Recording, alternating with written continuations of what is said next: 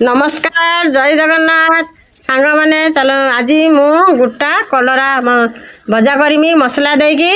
ताको प्रथम धुई धुआई नहीं आसनी एमती चारि फाल नाखा चिरीदेनी दी फाल करवानी चारि फाल कने मसला ता भीतर भल भाव पशिब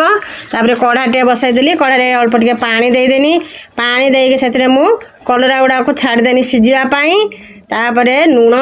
किसी हलदी देदेनी देके मु ढाका देदेनी सिझापाई कलरा गुड़ी भल भाव में सिझीगले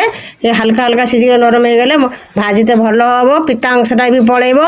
पिला छुआ मैंने जब घर खाईते चाहून ताने एमती भाविले भाजिले छुआ मैंने खुशी रे खाई नेबे तापर ये मोर कलरा को सिझीगला काढ़ी से मसला देवाई सोरिष गोटा जीरा अरे अदा किसी रसुण पियाज मुझे भल भाव में बाटी आनी शिଳରେ से लुण स्वाद अनुसार आ हलदी लंका गुंड देकी भल भाव में गोलई देनी गोलई देकी सिझे रखी कलरा गुड़ी को से मसला को भर्ती करनी भल की ठुसी ठुसी भर्ती करदे भर्ती करके देने कलाटा भल स्वाद लगे भाजिले ये बार मसला गोटे गोटे करके भर्ती करके तेल कढ़ाई टे तेल देदेनी तेल दे कलरा को गोटे गोटे करके छाड़नी सिझापाई धीमा आंचरे जोर आम आंच देवानी जोर आंच देले भितर भल भाव में मसला गुड़ा तेल पशबनी आ सिझब भी ना